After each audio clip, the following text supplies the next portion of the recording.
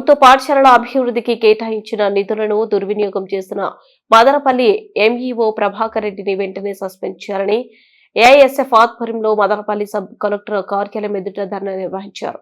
ఈ సందర్భంగా ఏఐఎస్ఎఫ్ అన్నమయ్య జిల్లా కార్యదర్శి మాధవ్ మాట్లాడుతూ ప్రభుత్వ పాఠశాలలో కిచెన్ గార్డెన్ అభివృద్ధి కోసం కేటాయించిన 85,000 నిధులను దుర్వినియోగం చేసినట్లు మదనపల్లి మండల ఎంఈఓపై ఆరోపణలు ఉన్నాయి.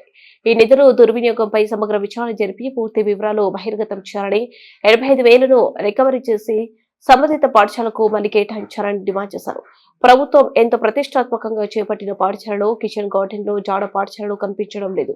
పాఠశాలలో హెచ్ఎంలతో కలిసి ఎంఈఓ కుమ్మక్కాయ పాఠశాలలో ఖాళీ స్థలాలు కూరగాయలు ఆకుకూరలు పండించి వాటిని భోజనానికి వాడాలన్న ప్రభుత్వ సంకల్పం ధిక్కరించారని ఆ వార్డెన్ ఎద్దేవా చేశారు.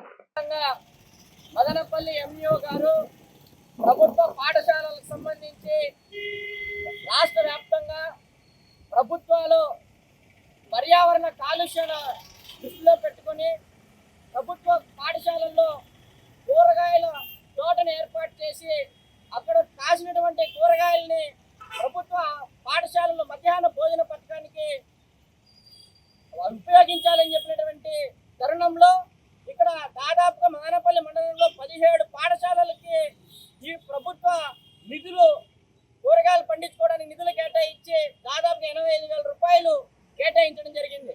అయితే ఈ 85,000 రూపాయలు కేవలం ప్రభాకర్ రెడ్డి గారు సొంత ఖర్చులు పెట్టుకొని అవి ప్రభుత్వ పాఠశాలలకు అందివ్వకుండా ఈ అభివృద్ధిని అడ్డుకొని అతను సొంత లాభాల కోసం పనిచేస్తున్నటువంటి తరుణంలో ఇది పూర్తిగా ప్రభుత్వానికి వ్యతిరేకంగా పనిచేస్తూ ఉన్నారు.